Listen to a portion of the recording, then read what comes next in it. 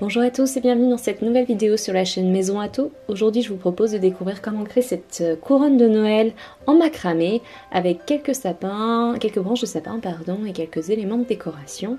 Et également ce petit nœud en macramé qui est plutôt sympa, ce qui fait ces sortes de petites vagues. Et je vous propose de découvrir cela tout de suite. Pour le matériel, aujourd'hui, vous aurez besoin de 6 cordes en macramé. Les miennes sont en vert sapin. Elles mesurent 3 mm d'épaisseur. Je les ai commandées sur Amazon et ça fait une grosse bobine qui arrive. Donc, il y en a pour un petit moment. Également, j'ai des rubans dorés de 3 tailles différentes. Je verrai lesquelles j'utilise à la fin pour que ça soit le plus esthétique possible. Également, une petite bobine avec du fil de fer. J'ai également pris quelques petites décorations pour mettre sur ma couronne. Ce sont des petites boules de Noël que j'ai trouvées chez Emma. Elles sont à 4 € les 36 et il y a plein de couleurs différentes. J'ai également besoin d'un cerceau en métal ou cercle à abat-jour, ça dépend des boutiques comment il s'appelle. Le mien fait 25 cm. Celui-ci vient de chez Souster Green, je ne sais pas s'ils en ont encore, ça dépend des boutiques aussi. Et enfin quelques petites branches de sapin.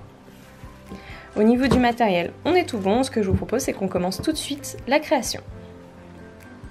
Pour débuter ce montage, je vais donc utiliser mon cerceau. Je vais prendre également toutes mes cordes en les positionnant bien aux extrémités au même endroit, donc tout ensemble ici, que toutes les extrémités soient au même niveau. Et je vais venir faire un nœud tout simple sur mon cerceau.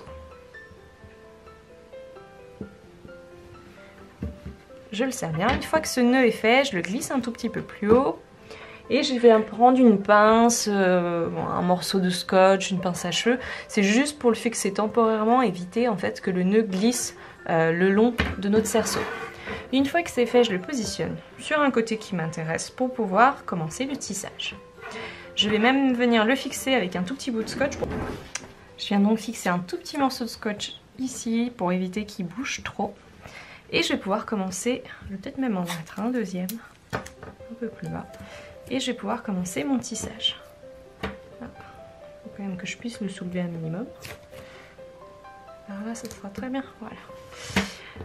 J'ai donc normalement mes 6 cordes. Je vais venir les positionner tout à plat, le plus possible pour bien les voir. Et je vais en prendre 3 sur la partie gauche, donc 3 ici. Je vais zoomer un tout petit peu plus, comme ça vous allez pouvoir bien voir. On va faire un petit décalage. Hop.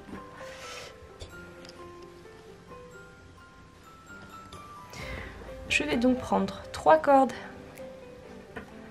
ici. J'en laisse 2 au milieu qui vont venir en fait progressivement se positionner le long de notre cerceau. Et j'en laisse une seule sur la partie droite. Et pour faire ce tissage qui va être un petit peu comme une sorte de vague tout le long de notre cerceau, je vais venir faire une sorte de boucle, une sorte d'épingle à cheveux ici sur le côté. Et je vais le passer en dessous de mon cerceau. Si jamais la longueur des ficelles vous gêne, ce que je vous conseille dans ces moments-là, c'est de l'entourer un petit peu et de venir positionner un tout petit morceau de scotch ici pour les fixer ensemble. Ça permet d'éviter les nœuds dans le tissu et puis de tisser de façon un petit peu plus sereinement et un peu plus simplement. Donc moi c'est ce que je vais faire parce que ici elles sont quand même assez longues. Hop, du coup j'ai mis un petit morceau de scotch. Je passe donc mes 3 boucles en dessous du cerceau. Je fais attention vraiment à ce que mes 3 cordes restent bien à plat. Donc là je vais plutôt les mettre dans ce sens là. Donc je m'assure qu'on ait bien ce mouvement où on les laisse à plat, les unes à côté des autres, comme ceci. Donc là, elles sont bien à plat. Celles du milieu, je les touche quasiment pas, je les laisse bien le long de mon cerceau, ces 2 petites cordes, et il me reste plus que celle-ci. Et ça, en fait, ça va être vraiment mon brin acteur, celui qui va permettre de fixer les cordes ensemble. Et pour les fixer ensemble, ce qu'il faut faire, c'est ce brin-là, pareil, je vais mettre un petit morceau de scotch parce qu'il est long. Je vais le passer en dessous de mes 3 cordes, puis dans le creux qui s'est créé ici. Donc parfois il faudra un petit peu l'agrandir pour que ça puisse passer sans trop de problème. Donc là je l'ai fait passer. Souvent ça vous le défait, donc c'est pas gênant, il suffit juste de bien remettre ces cordes bien à plat. pareil pour celle du milieu, on s'assure qu'elle soit bien positionnée à plat pour que ça soit le plus esthétique possible. Et je viens tout simplement resserrer pour que ça fixe les cordes ensemble. J'ai donc la première partie de mon nœud, si on peut l'appeler comme ça.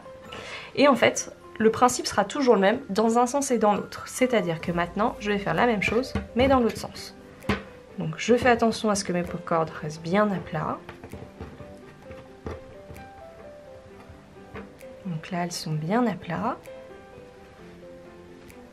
Je prends ma petite corde ici, qui est maintenant sur la partie gauche, je la passe en dessous des 3 cordes, puis dans la petite boucle qui a été créée ici, le petit creux ici. Donc comme tout à l'heure, je vais le défaire un tout petit peu. Je passe mon ensemble de cordes dedans. Je viens le remettre proprement. Je fais attention à ce que mes cordes du milieu restent bien au milieu. Et je serre doucement.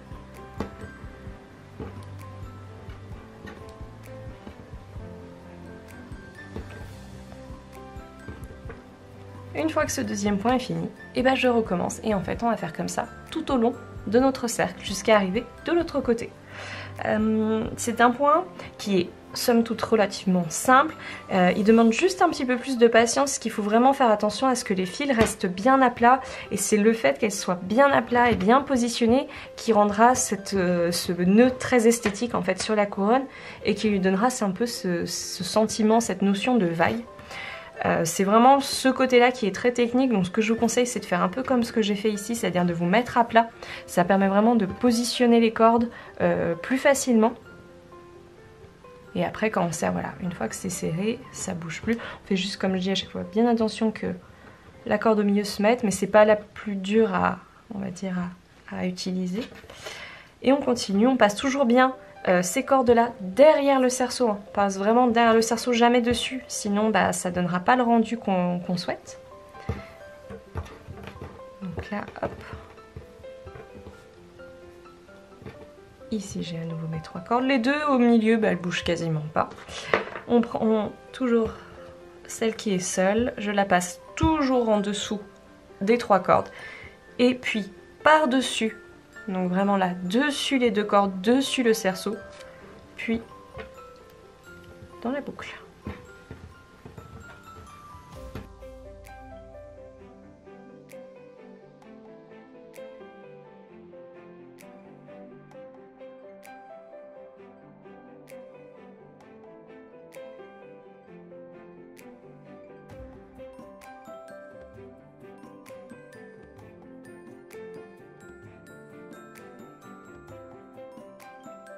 J'ai à présent terminé de créer toute ma couronne. Ce que j'ai fait pour la fin, c'est donc j'ai créé des petits nœuds. Donc quand j'ai fini mon tissage, j'ai tout noué. Je suis désolée, j'ai juste oublié de le filmer. Donc à ce niveau-là, et même si c'est un petit peu disgracieux, c'est pas gênant parce qu'on va pouvoir venir placer nos petits morceaux de sapin. Je vais d'ailleurs en faire une petite sélection rapidement de quelques branches que je vais positionner, donc les plus longues derrière et les plus courtes devant, à peu près comme ça. Et pour le fixer, c'est le moment où on va avoir besoin du fil de fer. Donc j'ai pris un petit morceau qui fait à peu près 15-20 cm et je vais venir tout simplement les fixer. Donc pour les fixer, je vais tourner un tout petit peu sur le côté. Je vais prendre d'abord 2 branches.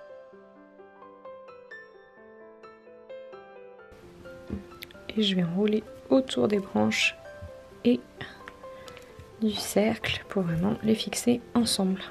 C'est relativement simple en soi. Hop. Une fois que j'ai à peu près bien fixé les premières branches, je fais la même chose avec les 2 autres, que je viens remettre un petit peu dessus, comme ceci, et je viens tout entourer à nouveau. Si jamais le fil n'est pas assez long, n'hésitez pas à en reprendre peut-être un bout pour la deuxième partie. Moi c'est ce que je vais faire parce que finalement c'était un peu court. Je vais reprendre un petit morceau et faire la même chose de l'autre côté en fait. Hop. C'est mes premières branches et je vais venir donc l'agrémenter avec des petites boules par exemple. Je pense que je vais prendre un peu de ruban aussi et je vais faire un petit nœud papillon. Donc c'est le moment où vous pouvez laisser un peu libre cours à votre créativité. En fonction de ce que vous avez à disposition chez vous. Pareil, si jamais vous n'avez pas de fil à macramé qui est vert, c'est pas gênant, vous pouvez très bien utiliser un fil à macramé classique en bêche. Ça sera tout aussi sympathique. Du coup, je vais prendre mon ruban. Donc là, j'ai pris une taille intermédiaire. C'est un ruban qui est quand même un petit peu épais. Je crois qu'il fait 4-5 mm. Et je vais venir faire mon nœud papillon.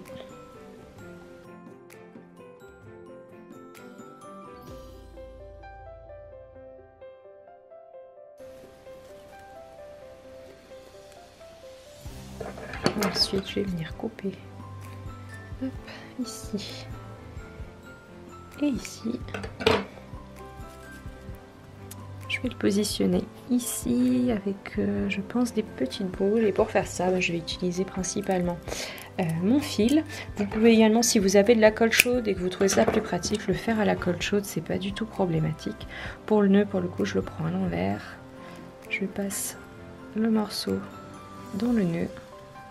Le morceau de fil de fer, pardon. Petite torsade derrière pour plus que ça bouge. Et une fois que c'est fait, et ben on va venir comme tout à l'heure le fixer. Alors, en restant bien derrière, pour pas qu'on puisse le voir de l'autre côté.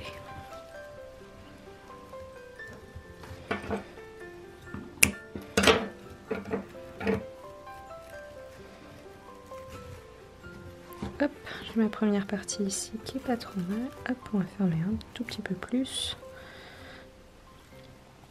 J'ai mon petit nœud qui est ici. Je vais prendre maintenant des petites boules de Noël. Et même chose, je vais les entortiller avec mon fil de fer. Et puis les fixer soit directement dans la couronne.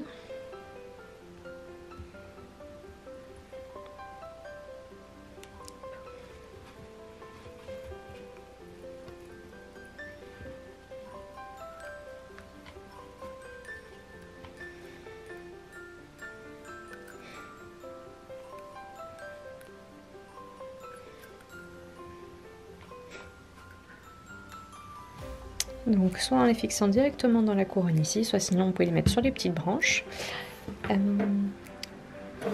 Et on va continuer comme ça, donc je vais rajouter pas mal de petites décorations. Je vous laisse bien sûr le faire à votre goût et je vous montre le résultat. J'ai terminé ma création. J'ai rajouté donc toutes les petites décorations ici. J'ai également rajouté un ruban qui va permettre de l'accrocher.